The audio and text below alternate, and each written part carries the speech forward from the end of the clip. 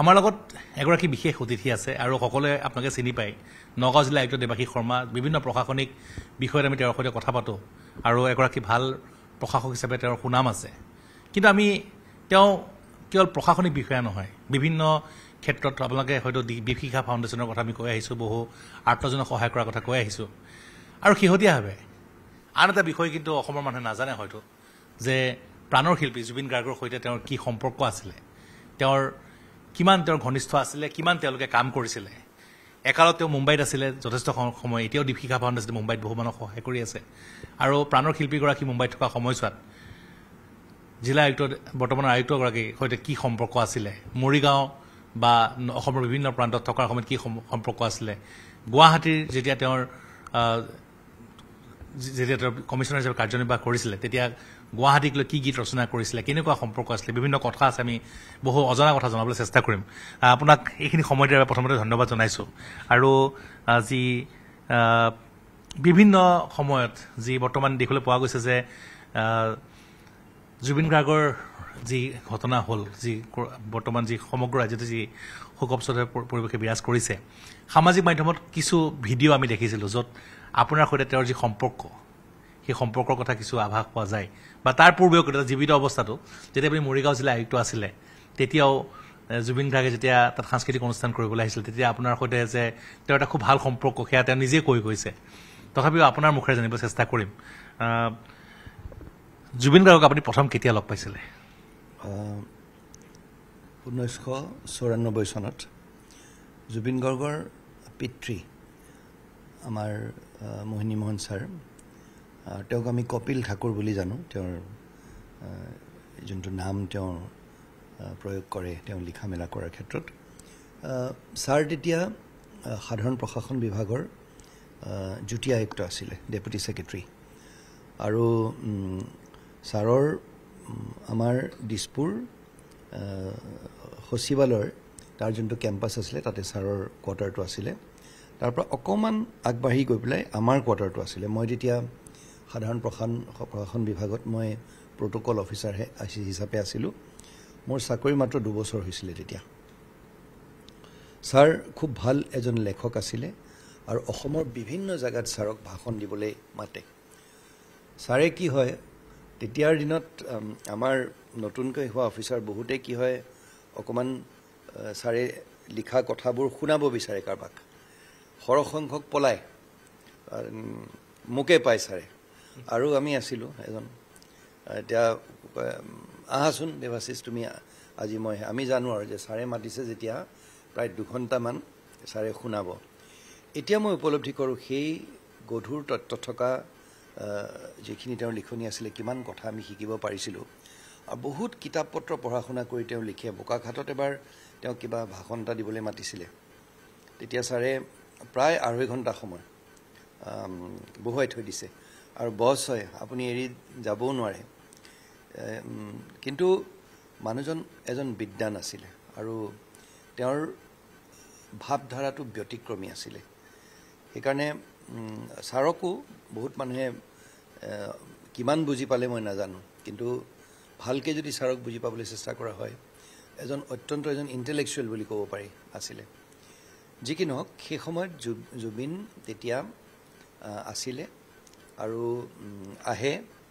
তেওঁৰ লগত যেতিয়া আমি যাওঁ সোমায়েই যোনটো ড্ৰয়িং ৰুম আছিলে আমাক বেডৰুমটোলৈ ছাৰে মাতি লৈ আহে আৰু ইপিনৰ ৰুমটোত জুবিন আৰু জুবিনৰ বন্ধুসকল থাকে বৰ বিশেষ মাত বোল তেনেকৈ নকৰে তেতিয়া ক'লে এনেকুৱা আহিছে মোৰটো এনেকৈ আমি যদি আৰু তেতিয়া মায়া নতুনকৈ ৰিলিজ হৈছে আমাৰো লগ পালে খুব কথা পাতিবলৈ মন যায় কিন্তু তেওঁ বৰ বিশেষ তেনেকৈ কথা নেপাতে লাহে লাহে সেই ঘনিষ্ঠতাটো বাঢ়িছিলে তেতিয়া ছাৰে কি হয় সেইটো কৰি এটা সময়ত মোৰ মনত আছে দিছপুৰত থকা অৱস্থাতে ছাৰে এখন মাৰুতি গাড়ী কিনিছিলে তেতিয়া দিনত মাৰুতি 800 এখন খুব ডাঙৰ কথা আৰু এইটো আৰু সেইটো ছাৰে লোনত লৈ কিনিছিলে গাড়ীখন ছাৰে এষাৰ কথা কোৱা মোৰ মনত আছে যে সেই গাড়ীখন হেনো শ্ব'ৰুমৰ পৰা অনাৰ দিনা অকল সেইদিনাই ছাৰে সেই গাড়ীখন চুবলৈ পাইছিল আৰু তাৰপিছত গাড়ীখন নেপালে ছাৰে হেনো শুবলৈ ৰৈ থাকে তেতিয়া জুবিন আছিলে, আমাৰ পবিত্ৰ মাৰ্ঘেৰিটা ছাৰ তেওঁলোক আছিলে। তেওঁলোকে বোলে গাড়ীখন লৈ পেলাই এই শ্বিলং নংপু সেইপিনে গুচি যায় আৰু গোটেই সময়খিনিত কি মানে আঙুলিৰ মূৰত গন্তি কৰিব পৰাকৈ সেই গাড়ীখন সেইটো মানে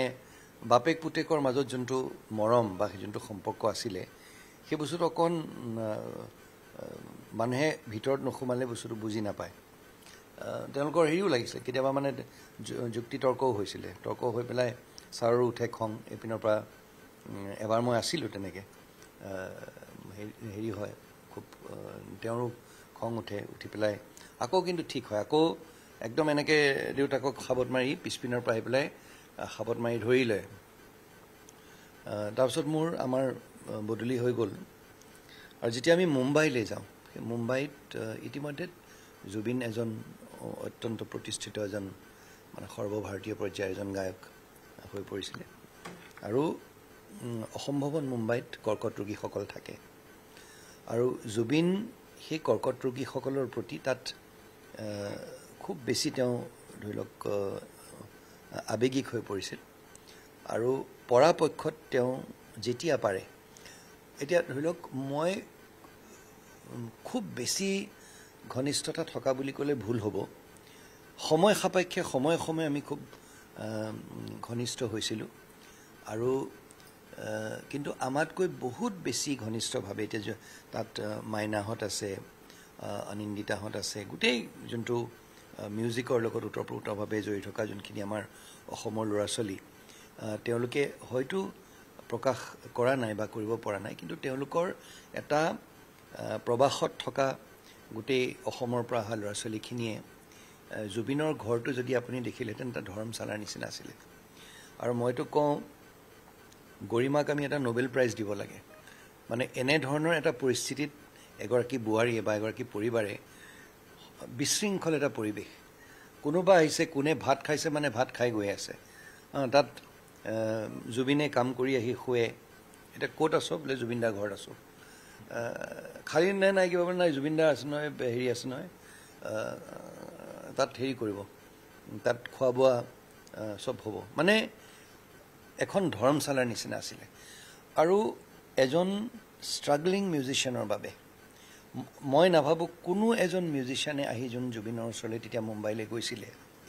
আৰু এইখিনি প্ৰত্যক্ষভাৱে মই দেখা কথা কৈছোঁ, আহে থাকি যাবি, কিবা এটা হ'ল সেইটো সময়ত যদি তাৰ হাতত পইচা আছে পইচা দি দিয়ে। কিমান মিউজিচিয়ান আছে এতিয়া তেওঁলোকে বহুতেই শিক্ষাৰ কথা উপলব্ধি কৰে আৰু কয়ো দেই, কিন্তু অগণন তেনেকুৱা আছে। আৰু তেতিয়াৰ দিনত এনেকুৱা আছিলে যে অসমত আছিলে আমাৰ ষ্টুডিঅ'বোৰ বা হেৰিবোৰ আছে, আৰু যেনেকৈ আমাৰ অসামৰিক সেৱা বুলি ক'লে IAS পৰীক্ষা দিব লাগে বুলি ক'লে মানুহে উধাটো খাই দিল্লীলৈ গুচি যায়, আৰু সেই তেনেধৰণৰ কিন্তু সচৰাচৰ এতিয়াও আছে যে সংগীতৰ জগতখনত নাম কৰিবলৈ হ'লে বা আগবাঢ়ি যাবলৈ হ'লে মুম্বাইলৈ মানুহ গৈছিলে বা এতিয়াও যায়। তেতিয়া বহুত অগণন আমাৰ অসমৰ শিল্পীক জুবিনে সহায় কৰিছিলে। আৰু সেই তেতিয়া কি হয়, আমাৰ অসম ভৱন যোনটো আছিলে সেই অসম ভৱনটো প্ৰবাসত থকা অসমীয়া ৰাইজৰ বাবে এটা প্ৰাণ কেন্দ্ৰ আছিলে। আমাৰ গুৰুজনাৰ তিথি হওক, দুৰ্গা পূজা হওক, বিহু হওক, যিকোনো উৎসৱ সেইবোৰ গোটেই সৰহসংখ্যক অসমীয়া ৰাইজে তাত মিলি পেলাই পাতিছিলে। অসম এছ'চিয়েশ্যন আছিলে, শ্ৰীময় অসমীয়া মহিলা সমিতি আছিলে, আৰু তেতিয়া এনেকুৱা আছিলে যে আপুনি ভাবক মানুহে জুবিন গাৰ্গক লগ পাবলৈ তেওঁৰ মেনেজাৰৰ জৰিয়তে বা কাৰোবাৰ জৰিয়তে গৈ চেষ্টা কৰি হেৰি হয়, যেনে তেনে জুবিনক আমি কেনেকৈ আনিব পাৰোঁ।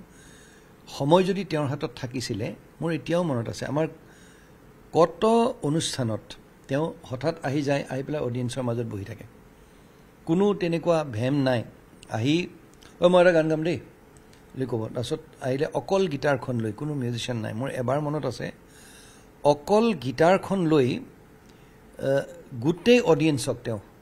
মানে এনেকুৱা এটা ফ্ৰেঞ্জি এটা হৈ গৈছিলে, এনেকুৱা এটা মানে মাদকতাৰ সৃষ্টি কৰিছিলে যে প্ৰায় 1টামান বজালৈকে বম্বেত এনেই অত্যন্ত ষ্ট্ৰিক্ট, 10টা বাজিলে মাত্ৰ আপোনাৰ পুলিচ আহি যাব, বন্ধ কৰক বন্ধ কৰক বন্ধ কৰক। সেইবাৰ মোৰ মনত আছে বাসী পুলিচ ষ্টেচনৰ পুলিচ আহি সেই বাৰাণ্ডাত নিজে খাৰা হৈ আছিলে তেওঁলোকে হয়তো তেওঁলোকেও কিবা এটা আমেজ পাইছিলে নেকি বন্ধ হোৱা নাছিলে আৰু জুবিনক যাবলৈও দিয়া হোৱা নাছিলে সেই তেনেকে কৰ্কট ৰোগীসকলৰ লগত আহি পেলাই লগ কৰে আৰু বহুতো কৰ্কট ৰোগী আছে যেতিয়া তেওঁ গম পায় মই প্ৰত্যক্ষভাৱে এইটো দেখিছোঁ হঠাৎ ফোন কৰিব যে দেৱাশিষ দা অমুকজন কৰ্কট ৰোগীক পঠিয়াইছোঁ চাই দিবা আমাৰ অসম ভৱনত তথা দীপিকাত যিহেতুকে আমি কৰ্কট ৰোগীসকলৰ কি হয় তেওঁলোকে অকল চিকিৎসাই ব্যয়বহুল নহয় তাৰ লগত জড়িত বাকী গোটেইখিনি বস্তু মুম্বাইত আহি থাকিব ক'ত আজিহে আমাৰ বিবৰুৱা কৰ্কট ৰোগ প্ৰতিষ্ঠান বা ষ্টেট কৰ্কট ৰোগ প্ৰতিষ্ঠান বা বিভিন্ন ব্যক্তিগত খণ্ডৰ হস্পিটেলবোৰ গুৱাহাটীত তথা উত্তৰ পূৰ্বাঞ্চলত অতি আগৰণুৱা হৈছে কিন্তু মই যোনটো সময়ৰ কথা কৈছোঁ আজি এই নতুনত্ব প্ৰায় 10 বছৰ মানৰ ভিতৰত আহিছে কিন্তু তাৰ আগলৈকে কিছুমান চিকিৎসাৰ বাবে অসমৰ পৰা তথা উত্তৰ পূৰ্বাঞ্চলৰ পৰা কৰ্কট ৰোগীসকল টাটা মেমৰিয়েল হস্পিটেললৈ যাবলৈ ভাল পাইছিলে আজিও পায় টাটাৰ সেই ব্ৰেণ্ড নেমটো এতিয়াও আছে আৰু এতিয়াও আমাৰ অসমৰ ভিতৰুৱা গাঁৱতো হাজাৰ চিকিৎসা কৰাৰ পিছতো গাঁৱৰ মানুহে কিন্তু কয় যে পাৰিলে এবাৰ টাটালৈ লৈ যাবিচোন টাটাৰ এটা পৰামৰ্শ এটা লৈ আহিবি সেই বস্তুটো আছিলে সদায় অগণন কৰ্কট ৰোগীক হাতত টকা দি তেওঁ আমাৰ ওচৰলৈ পঠিয়াই দিছিলে আৰু কৈছিলে যে দেৱাশিষ দাৰ ওচৰলৈ পঠিয়াইছোঁ যাবি বাকীখিনি কৰি দিব আৰু তেওঁৰ সেই বস্তুটো আছিলে মনত যে মানে অসম ভৱন মুম্বাইলৈ পঠিয়াই দিলে কিবা এটা হ'ব তাৰপিছত আমাৰ অসম ভৱন মুম্বাইৰ ত্ৰিনয়ন সন্দিকৈ তেওঁৰ লগতো এটা সৰুৰে পৰা তেওঁৰ এটা ঘনিষ্ঠ সম্পৰ্ক আছিলে ত্ৰিনয়নকো ব্যক্তিগতভাৱে বন্ধুত্বৰভাৱে আহি লগ ধৰে আৰু আমাৰ বাকীবোৰ যোনবোৰ তেতিয়া এটা সময়ত ভূপেন দাও আছিলে তাতে ভূপেন দা কি হ'ল আমাৰ দিলীপ দাৰ মানে দিলীপ শৰ্মা দাৰ তেতিয়া কৰ্কট ৰোগত তেওঁ আক্ৰান্ত হৈছে ঋষি এতিয়া ঋষিও নাই তেওঁৰ ল'ৰা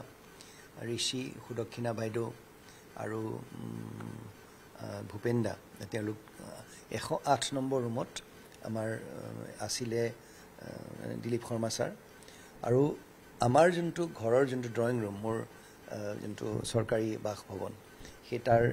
আমাৰ ড্ৰয়িং ৰুমটোতে বহি গধূলি মেহফিল হয় হাৰমনিয়াম বাজে কেতিয়াবা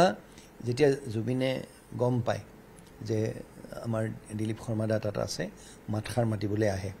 খুব সঘনাই নহয় কিন্তু সময় পালে তেওঁ দুবাৰ তেওঁ আহিছে আহি তেওঁ মাতষাৰ মাতি গৈছে আৰু মোক এষাৰ কথা কৈ গৈছিলে যে কিবা সহায় যদি কৰিব পাৰি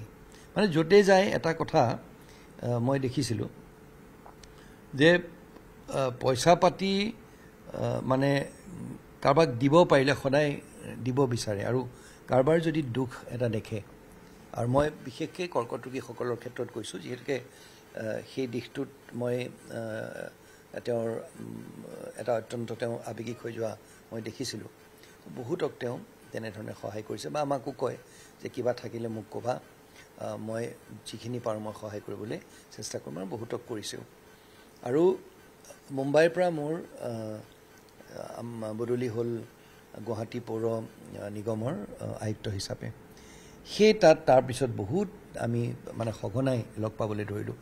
আমাৰ যেতিয়া গুৱাহাটীখন চাৰিওপিনে এটা কদৰ্যময় পৰিৱেশ মানুহবিলাকে কি হয় নিজৰ গোটেই ঘৰৰ যোনখিনি আৱৰ্জনা যোনখিনি ধৰি লওক প্লাষ্টিক ঘৰৰ আৱৰ্জনাবোৰ এটা প্লাষ্টিকৰ বেগত ভৰাই গধূলি খোজকাঢ়িবলৈ যাওঁতে বহু সংখ্যক এতিয়াও আছে ভৰলুখনত বা গুৱাহাটীৰ ৰাস্তাৰ বহুতো পইণ্ট আছে তাত পেলাই দিয়ে আমি কৈ অৱশ্যে আমাৰ কৰণীও বহুত আছিলে মই এইটো নকওঁ যে সময়মতে জাবৰ জোথৰ কালেকশ্যন কৰা আমাৰ গাড়ীবিলাকে সময়মতে সদায় যাব পাৰিছিলে নাগৰিকসকলো অকণমান অতিষ্ঠ নোহোৱা নহয় কিন্তু তাৰ মানে এইটো নহয় যে নিজৰ ঘৰৰ গোটেই আৱৰ্জনাবোৰ ৰাস্তাত বা ভৰলুখনত পেলাই দিব সেই তাকে দেখি এটা গান আমি বনাইছিলোঁ তেতিয়া মই জুবিনক কথাষাৰ ক'লে যে সমীৰক দেৱাজা তুমি কোৱা মই কৈ দিছোঁ গীতটি তেওঁ লিখিব আৰু শেখৰে সুৰ কৰিব এতিয়া মোৰ মনত আছে তেতিয়া জুবিনৰ ষ্টুডিঅ'টো হেৰি হোৱা নাছিলে মোক শেখৰ ষ্টুডিঅ'লৈ যাবলৈ কৈছিলে তাত গীতটি জুবিনৰ মই গাইছিলোঁ গুৱাহাটী মোৰ ধুনীয়া চহৰ সেই খুব সুন্দৰ এটি গীত আৰু সেই গীতটি গোৱা সময়ত জনপ্ৰিয় অত্যন্ত জনপ্ৰিয় হৈছিলে গীতটো আৰু এটা সময়ত আমাৰ যেতিয়া জাবৰ গোটাবলৈ কালেকশ্যন কৰিবলৈ আমাৰ গাড়ীবোৰ যায় সেই গাড়ীবিলাকত এই গীতটো বজাইছিলে আৰু গীতটো শুনিলে ৰাইজ ওলাই আহিছিলে জোৰকৈ আমি বজাবলৈ দিছিলোঁ মই নাজানো আজিকালি সেই গীতটো তেওঁলোকে চলাই নে নচলায় কিন্তু গুৱাহাটী পৌৰ নিগমৰ বাবে সেইটো এটা সম্পদ আছিলে সেই গীতটো আৰু মই ভাবোঁ এতিয়াও ধৰি লওক জুবিনৰ সেই গীতটো সেইটো সময়ত আমি এনেকুৱা এটা ট্ৰেজেডি হৈ যাব বুলি আমি নাজানো কিন্তু মই ভাবোঁ যে গুৱাহাটী পৌৰ নিগমৰ বাবে আৰু বিশেষকৈ গুৱাহাটীৰ জাবৰ জোঁথৰ নিষ্পত্তি তথা নিষ্কাশনৰ ক্ষেত্ৰত এই গীতটি এটা খুব গুৰুত্বপূৰ্ণ ভিডিঅ'টো যদি চায় তাত যোনকেইটা দিশ দেখুওৱা হৈছে অত্যন্ত স্পৰ্শকাতৰ আৰু গুৱাহাটীত মই ভাবোঁ যে সেই গীতটিক যদি আমি হৃদয়ংগম কৰোঁ গুৱাহাটীখন বহুগুণে চাফা হৈ যাব আৰু তাৰপিছত হেৰি হ'ল এবাৰ আমাৰ অফিচলৈ জুবিন আহিছিলে লগত আমাৰ বৃন্দাবন মাৰ্কেটৰ আমাৰ হেৰিকো লৈ আহিছিলে বংকিমহঁতকো লৈ আহিছিলে আহি পেলাই মোক ক'লে দেৱাজ দা এনেকুৱা কথা কিবা এনেকুৱা মোক কৈছে যে কিবা কিবি মিউনিচিপালিটিত কাম আছে ইহঁতি মোৰ লগতে এনেকৈ কৰি থাকে কিবা আছে যদি কাম দি দিবা লগতে কৈছে মোৰ এতিয়াও মনত আছে আৰু কি হ'ল জুবিন অহা দেখি গোটেই সেই ফটোবোৰ আছে আমাৰ হাতত এতিয়া বংকিম আছিলে আৰু কোনোবা আছিলে আহি পেলাই কৈছে যে এনেকুৱা খালি দেৱাশী যাৰ লগত উল্টা পুল্টা নকৰিবি দেই সেই তেনেকুৱা ধৰণৰ নহয় এতিয়া তেনেকুৱা ধৰণৰ নহয় মানে কি হেৰি কৈছে মই নাজানো তেনেকুৱা ধৰণৰ নহয় চিধা ৰাস্তাত যদি তহঁতি হেৰি কৰিব পাৰে আৰু মোকো কৈছে যে চিধা ৰাস্তাত মই জানো তুমি ইফাল সিফাল নকৰা তুমি চিধা ৰাস্তাত যদি পাৰা তুমি কিবা হেৰি হ'বা যি কি নহওক সেই তাৰপিছত মই তেওঁলোকে কাম মানে তেওঁ কেনেকৈ মানুহক সহায় কৰিব বিচাৰে তেওঁৰ কোনো তাত হেৰি নাই দেৱাশী যাক চিনি পাওঁ তহঁতি কোনোবাই চাগে তেওঁক কৈছে যে এইটো দিশত গুৱাহাটী পৌৰ নিগমত কিছুমান কাম কমিশ্যনাৰজনে বিচাৰিলে একেবাৰে ইন'চেণ্ট আহি পেলাই কৈছে এইটো তুমি কৰি দিবা দেই এইটো তহঁতি যদি পাৰা কিন্তু তহঁতি লগতে এইটোও কৈছে তহঁতি কিন্তু সেই তেৰি বেৰিবোৰ বাকীবিলাকৰ লগত যেনে কৰ দেৱাশীদাৰ লগত নকৰিবি দেই সেইবিলাক তেওঁ তেনেকুৱা মানুহ নহয় তেনেকুৱা তাৰপিছত হেৰি হ'ল সেই তেনেকৈ গুৱাহাটীত থকা অৱস্থাত ষ্টুডিঅ'বিলাকত যিহেতুকে সংগীত জগতখনৰ লগত যৎকিঞ্চিত হ'লেও মই জড়িত কেতিয়াবা ভাল গান কিবা এটা ৰেকৰ্ডিং হোৱা বুলি শুনিলে কোনোবাই খবৰ দিয়ে দিগন্তৰ ষ্টুডিঅ'ত বা বেলেগ ষ্টুডিঅ' আছে সেই তাত গৈ বা কেতিয়াবা আমাৰ ঘৰতো কি হৈছিলে অকণমান দেৰি আগতে আপোনাক যোনটো মই ভিডিঅ'টো দেখুৱালোঁ তাত কি হয় জেম ছেশ্যনছবিলাক হৈছিলে আৰু জেম ছেশ্যনছবিলাক এই ভিডিঅ'বিলাক কিবা ভগৱানৰ কিবা এটা হেৰি আছিলে ৰেকৰ্ড কৰি থৈ দিয়া হৈছিলে কোনোবাই ৰেকৰ্ড কৰিলে এতিয়া মই সেইখিনি সংগ্ৰহ কৰিছোঁ কোনো সেই ভেমটো নাই আহি পেলাই সেই কাৰোবাৰ গান এটা এই যেতিয়া এতিয়া এই এছ ডি বৰ্মনৰ গানটো কয় এছ ডি বৰ্মন আমাৰ দেই আৰু তাত যেতিয়া সুৰ এটা কাজ এটা অকণমান বিহু সুৰীয়া বা আমাৰ লোকসংগীতৰ সুৰীয়া হয় কৈছে এইটো কিন্তু আমাৰ পৰা লৈছে দেই এইটো কিন্তু আমাৰ পৰা লৈছে দেই আৰু ল'ৰাজনৰ কি হয় আহি যি আছে সেইটো খাই পেলাই গীত গায় মই যে খুব এজন ডাঙৰ গায়ক অমুকৰ এতিয়া মোৰ জন্মদিনৰ দিনা সেইদিনা যোনটো সেই যে গীতটো সেই গীতটোত ইংৰাজী গীত কেনি ৰজাৰ্ছৰ লুজেইল নামৰ গীতটো লোৱাচোন লোৱা তুমি এইটো গীতটো গোৱা আৰু তাৰ লগত ইংৰাজী গীতৰ ওপৰত যে ইমান তেওঁৰ দখল আছিলে সেইটো বহুতে সেইষাৰ কথা নাজানে আৰু ঢুকোৱাৰ আগতে টিয়াৰ্ছ ইন হেভেন নামৰ যোনটো গীত তেওঁ গাইছে কোনোবাই যদি অকণমান ভালকৈ শুনে সেই টিয়াৰ্ছ ইন হেভেনৰ অৰিজিনেল গীতটোত তেওঁ অলপমান ইম্প্ৰভাইজ কৰিছে কেতিয়াবা কি হয় অৰিজিনেল গীতটো যেতিয়া কোনোবাই ইম্প্ৰভাইজ কৰি দিয়ে শুনিবলৈ বৰ ঠিক নালাগে কিন্তু যোন জেগাত জুবিনে ইম্প্ৰভাইজ কৰিছে সেই টিয়াৰ্ছ ইন হেভেন মানে এনেকুৱা এজন ব্যক্তিৰ এটি গীত সেই ইম্প্ৰভাইজ কৰা প্ৰতিটো জেগাত কিন্তু ইমান সুন্দৰ লাগিছে সেইকাৰণে কি আৰু তাৰ লগতে যেতিয়া বহে বহু ক্ষেত্ৰত এটা কথা কয় যে আপুনি দেখিব অকল গীত সংগীতৰ লগতে নহয় কিন্তু কেতিয়াবা খুব হাঁহে বোলে দেৱাশিষ এই গাধকেইটাৰ লগত কি কথা পাতিম তাহাঁতি একো কথা ক'লে বুজি নাপায় সেইকাৰণে এইবিলাককে মই কৰি মেলি থাকোঁ কি কাৰণে বহুত এতিয়া কিছুমান মানুহৰ কি হৈছে পঢ়া শুনা যে তেওঁ কৰিছিলে এতিয়া আমি নিউ ৱৰ্ল্ড অৰ্ডাৰৰ কথা কওঁ যে লাহে লাহে গোটেই পৃথিৱীখনত পাৱাৰৰ কনচেনট্ৰেশ্যনটো এতিয়া আমি চীন দেশত চাওঁ বা আমি ৰাছিয়াত চাওঁ এটা এনেকুৱা পৰিস্থিতিলৈ গৈছে আপুনি চাব য'ত পাৱাৰ এজন মানুহৰ হাতলৈ যেতিয়া আহে বা এমুঠি মানুহৰ হাতলৈ যেতিয়া আহে এনেকুৱা এটা পৰিৱেশ কৰি পেলাই য'ত তেওঁলোকৰ হাতৰ পৰা পাৱাৰটো কেতিয়াও কোনেও বেলেগে লৈ যাব নোৱাৰে যোনটো প্ৰত্যক্ষভাৱে আমি চীন দেশত বা ৰাছিয়াত বা আমি বহুতো ইষ্ট ইউৰোপিয়ান কাণ্ট্ৰিজ আমি দেখিছোঁ সেই তাৰ ওপৰত তেওঁৰ ইমান গভীৰ এটা মানে তেওঁৰ ষ্টাডি আছিলে এইটো কিয় হ'বলৈ গৈছে আৰু প্ৰকৃততে এই পৃথিৱীত এই পাৱাৰটো কোনে কণ্ট্ৰল কৰিছে সেই লিডাৰজনে নিজে তেওঁৰ সেই লিডাৰশ্বিপ কোৱালিটিৰ কাৰণে হৈছে নে কোনোবা এটা এনেকুৱা ডাঙৰ এটা শক্তি আছে যোনটো শক্তিয়ে গোটেই অনাগত দিনত গোটেই পৃথিৱীৰ পলিটিক্স হয়তো কণ্ট্ৰল কৰিব সেই তেনেকুৱা এটা গ্ৰুপ হৈছে নেকি সেই তেনেকুৱা ধৰণৰ কথাবোৰ তাৰ লগতে ফ্ৰী মাৰ্কেট পলিচি হ'লে কি হ'ব এতিয়া বৃন্দাবনৰ কথা কয় বা তেওঁ ব্যৱসায়ৰ ওপৰত গুৰুত্ব দিছিলে যে এতিয়া বহুতে ভাবিব যে এনেকৈ কৈ দিয়ে হঠাৎ কিবা এটা কৈ দিয়ে সেই ব্যক্তিজনে এনেকুৱা কথা কয়নে দস্তুমত কয় আৰু 9 নম্বৰটোৰ ওপৰত খুব ফেচিনেশ্যন আছিলে সেই 9 নম্বৰটো তেওঁ যাৰ ধৰি লওক নিউমাৰলজিকেলি যাৰ 8 1 9 যদি হয় 27 হ'লে 2 7 9 বা 9 নম্বৰটো সেইটোৰ ওপৰত গৱেষণা কৰি খুব সুন্দৰ এটা তেওঁ মানে সুন্দৰকৈ বিশ্লেষণ কৰিব পাৰিছিলে আৰু মৰিগাঁৱত মোৰ যোনটো ঘৰটোত হঠাৎ ৰাতি আহি পেলাই ওলাবহি আৰু এডিশ্যনেল SP আছিলে আমাৰ সমীৰণ বৈশ্য ভাতৃপ্ৰতিম কটন কলেজত চাগে তেওঁলোক নহয় কটন কলেজত সমীৰণ বহুত সৰু হয়তো সমীৰণে কিন্তু দুয়ো বহুত ক্ল'জ আছিলে এতিয়া সমীৰণে কেতিয়াবা লগত আহিব বোলে ছাৰ লৈ আহিলোঁ আপোনাৰ ঘৰলৈ আহোঁ বুলি ক'লে লৈ আহিলোঁ কেইটা বজাত আহিছে ৰাতি 1টা বজাত তাৰপিছত আহি পেলাই বহি এতিয়া নেযায় বহুতো ক্ষেত্ৰত এনেকুৱা হৈছে ৰাতি আহে আহি চক এটা কথা লোক ঢাক নাই আৰু কেতিয়াবা ধৰি লওক সঁচা কথাটো সঁচা কথা কেতিয়াবা আমি ড্ৰিংক এটা খাওঁ আৰু মোৰ কি হয় বহুত টকা পইচা নাই সেইকাৰণে মই ভাল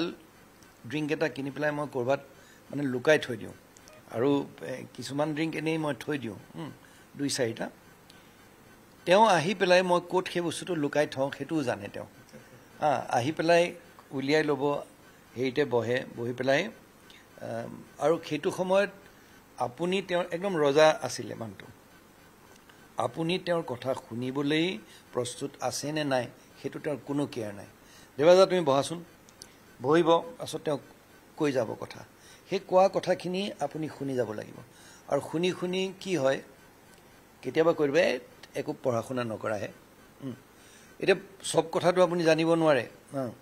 তেওঁ কি অতিষ্ঠ হৈ যায় কেতিয়াবা এটা লেভেলত এটা কথা কয় যে আজি এবাৰ মোক কৈছে যে চোৱা দেৱাজা হেৰি পঢ়া শুনা নকৰে নহয় মানুহবিলাকে মিউজিক কৰিলে অকল মিউজিকেই কৰিব হেৰি কৰিব এটা স্কোৱায়াৰ এটা শব্দৰ কথা কয় যে স্কোৱায়াৰ হ'ব লাগে প্ৰতিটো দিশত এটা ইণ্টাৰেষ্ট এটা থাকিব লাগে আৰু এটা কথা মিডিঅক্ৰিটিটো তেওঁ টলাৰেট কৰিব নোৱাৰিছিল মানে হেৰি কৰি যায় কিন্তু নিজে যিহেতুকে এটা যোনে ভালকৈ চাওক এতিয়া নানান মানুহে এজন মানুহ গুচি যোৱাৰ পিছত এইটো অত্যন্ত দুখৰ কথা চাওক আজি মই আপোনাক এটা কথা কওঁ প্ৰতিজন মানুহৰ জীৱনত বেলেগ বেলেগ অধ্যায় থাকে কিছুমান কথা আমি সমাজৰ সন্মুখত দেখুৱাওঁ আৰু এটা আমাৰ প্ৰাইভেট লাইফো থাকে এই প্ৰাইভেট লাইফ চাবলৈ গ'লে কাৰ নাই নহয়নে আৰু আজি ধৰা পৰা নাই বুলিহে এজন মানুহ সমাজৰ সন্মুখত বিৰাট এজন ডাঙৰ মানুহ আৰু প্ৰতিজন ব্যক্তিৰ মই কওঁ এই বৰ বেছি যে ধৰ্মাত্মা যে বৰ বেছি ভাল দেখুৱায় সেইবিলাক হিপক্ৰিট এই হিপক্ৰেচিৰে এই পৃথিৱীখন গঢ়া মই যোনটো বস্তু হয় নহয় সেই বস্তুটো এতিয়া টকা পইচাৰ ক্ষেত্ৰত ধৰি লওক মই সদায় এইটো দেখুৱাবলৈ যাম যে মই একেবাৰে ধৰ্মাত্মা মই বিৰাট ভাল মানুহ মই এটা প্ৰচেছৰ মই ব্যক্তিগত কথা কৈছোঁ এসময়ত এনেকুৱা হৈছিলে যে য'ত আমি চাকৰি আৰম্ভ কৰিছোঁ য'ত হেৰি কৰিছোঁ কিবা এটা দেখিছে প্ৰলোভন হৈছে আমিও কিছুমান ভুল কাম কৰিছোঁ ধোৱা তুলসীৰ পাত আমিও নহয় বা নাছিলোঁ কিছুমান কথা দেখি উপলব্ধি কৰি এটা সিদ্ধান্ত ল'লোঁ যে কিছুমান কাম আমি নকৰোঁ সেই তেতিয়াৰ পৰা হয়তো কৰা নাই কিন্তু আজি যদি মই এষাৰ কথা কওঁ যে মই সদায় ধোৱা তুলসীৰ পাত আছিলোঁ সৰহসংখ্যক সেই হিপক্ৰেচিটোৱে কি কৰে জীৱনটো আমাৰ মানুহৰ আগত মই ভাবোঁ সত্য কথা কোৱাটো যদি মই মানুহে মোৰ ভুল হ'ব পাৰে হয়নে নহয় আৰু কোনোবা এজন মানুহক ভগৱান বনাই দিয়াটো সেইটোও ভুল তেওঁৰ কাৰণে বহুত অসুবিধা হৈ যায় এতিয়া কোনোবাই কেঞ্চাৰৰ কাৰণে কাম কৰিছে ক'ব নাই একেবাৰে ভগৱান সদৃশ মানুহ হৈ জীয়াই থকাই দিগদাৰ এই পৃথিৱীত ভগৱান ক'ৰ হয়নে নহয় সেইকাৰণে মানুহ হৈ জীয়াই থাকিব লাগে আৰু তেওঁ এষাৰ কথা উপলব্ধি কৰিছিলে ষ্টাৰ আছিলে বুলি তেওঁ নিজকে জানিছিলে কিন্তু ভগৱানৰ স্থিতিত তেওঁ কেতিয়াও যোনে তেওঁক ভালকৈ চিনি পায় সেই তেনেকুৱাতে হাঁহি পেলাই উৰাই দিয়ে কিছুমান হেৰি কথা কয় সেইকাৰণে মই এইটোৱে ক'ম যে সেই ব্যক্তিজনলৈ আমাৰ প্ৰকৃত শ্ৰদ্ধাঞ্জলি যদি আমি প্ৰকৃততে অনুৰাগী বা সঁচাকেই যদি আমি ভাল পাওঁ আজি সেই মধুৰ স্মৃতিবোৰ বা তেওঁ যি আলোড়নৰ সৃষ্টি কৰিলে মই ভাবোঁ সেই আলোড়ন কোনো অসমীয়াই অন্তঃৰাষ্ট্ৰীয় পৰ্যায়ত অসমীয়াই কি কোনো ভাৰতৰ এজন নাগৰিকে সেইটো কৰিব পৰা নাই এতিয়াতো আমি গম পালোঁ মাইকেল জেকছনৰ পিছত দ্বিতীয় ব্যক্তি যাৰ এনেধৰণৰ এটা জনপ্ৰিয়তা এটা লাভ কৰিছিলে অকল মই সেই কোনোবা এটা গিনিজ বুক বা কিবা এটা হেৰিৰ কথাৰ ওপৰতে মই ভিত্তি কৰি নকওঁ কিন্তু প্ৰকৃততে তেওঁৰ যোনখিনি ক্ৰিয়েশ্যন তেওঁৰ যোনখিনি সৃষ্টি বা তেওঁৰ গীতৰ যোনটো ৰেঞ্জ বা তেওঁৰ যেনেধৰণে সুৰ কৰিছিলে হয়তো মোৰ ভাষাত এইটো মই সম্পূৰ্ণ ব্যক্তিগত এটা কৈছোঁ মই এটা অৱতাৰ বুলি ভাবোঁ আপুনি একেবাৰে শেষবাৰ মৃত্যুৰ পিছত পূৰ্বে শেষ কেতিয়া আপুনি লগ পাইছে জুবিন গাৰ্গক একেবাৰে শেষ আমাৰ মই গুৱাহাটীত লগ পাইছোঁ আমাৰ দিগন্তৰ ষ্টুডিঅ'ত এবাৰ কিবা এটা হেৰি হৈছিলে জুবিন আহিছিলে আৰু মোৰো কিবা এটা গান এটা কৰিবলৈ আছিলে সেই গানটো কৰোঁতে জুবিন আহিছিলে আহি পেলাই সেই সময়তে বহি থকা হৈছে দিগন্তৰ ষ্টুডিঅ'লৈ হঠাতে গুচি আহে এতিয়া আমাৰ মিউজিক লেব এই AIDCৰ ওচৰত আছে তাত আহিছিলে তাতে লগ পাইছিলোঁ আৰু ভবা নাছিলোঁ যে এনেকুৱা লগটোতো ধৰি লওক ক'ৰবাত কিবা নহয় কিবা হেৰি হ'লে লগ পাওঁ এইপিনে সেইদিনা মোক কৈছে যে নগাঁৱত তোমাৰ হ'ল নহয় এতিয়া গ'লে এইপিনে সোমাই যাম সেইটো দুখ থাকি গ'ল যে ইয়াত এটা জেম ছেশ্যন নহ'ল তেওঁৰ লগত লগ নেপালোঁ কিন্তু মই এষাৰ কথাই ক'ম যে যেতিয়া তেওঁ যাৰে লগত নাথাকক একদম এটা খুব ফূৰ্তিৰ এটা পৰিৱেশ এটা হৈছিলে দিল খোলা এজন মানুহ আছিলে আৰু আমাৰ অসমকে নহয় আমাৰ সকলোকে মানৱ জাতিক বহুখিনি দি গ'ল মই অকল ভাল কথাখিনি মই চাম মোৰ বাবে মোৰ সেই ভাতৃপ্ৰতিম আৰু এনে এজন ব্যক্তি যোনে নিজৰ বুলি নাভাবিলে এনেধৰণে মোক এইটো লাগিবই মই এনেকৈ কৰিমেই ঘৰত ৰাতি আহি সময়তে তেতিয়া অকণমান কৈছিলে তই এতিয়া যা কেতিয়াবা কি কৰে মোৰ এবাৰ মনত আছে বহি আছে সেইটো সময়ত গৰিমালৈ ফোন কৰিছে মই দেৱাশিষদাৰ লগত আছোঁ দেই এতিয়া মোৰ ইমান বেয়া লাগিছে যে সেই ৰাতি 12টা নে 1টা বজাত তেওঁ চাগে মোক কি বুলি ভাবিব বুলি মোৰ মনত মই বোলো তই এনেকৈ কেলেই তেওঁক কেলেই নাই হ'ব দিয়া আছোঁ নহয় তোমাৰ লগতে আছোঁ মই এতিয়া সেই তেনেকৈ বহুখিনি মানে হিচাপ নাই কিমান গধূলিবিলাক বা মৰিগাঁৱত আমাৰ ঘৰটোত বা গুৱাহাটীৰ আমাৰ ঘৰটোত সেই তেনেকৈ বা অসম ভৱন মুম্বাইত যিখিনি সময় কটোৱা হৈছিলে সেইবোৰ এটি মধুৰ স্মৃতি তেওঁৰ আত্মাই সদ্গতি লাভ কৰক আৰু মইতো ভাবোঁ গুৰুজনা ভূপেন্দা পিছত এইজনেই আমাৰ তৃতীয়জন ব্যক্তি যিজন ব্যক্তিয়ে আমাক অসমীয়া হিচাপে এটা আমাৰ বিশ্বৰ প্ৰেক্ষাপটত এটা চিনাকি দাঙি ধৰিলে আৰু তেনেকুৱা এজন ব্যক্তি ভগৱন্তই কৰক আমি যাতে পাওঁ জীৱনটোতো এটা জেগাত স্থগিত হৈ নাযায় কিন্তু এটা প্ৰশ্নবোধক চিন সদায় থাকিব যে প্ৰকৃততে তেনে এজন ব্যক্তি আমি পাম নে নাপাম আপুনি বিচৰা বাতৰি পাব কেৱল নিউজ 18 এপত নিউজ 18 এপ ডাউনলোড কৰিবলৈ স্ক্যান কৰক এই QR কোড গুগল প্লে ষ্টৰতো পাব এই নিউজ 18 এপ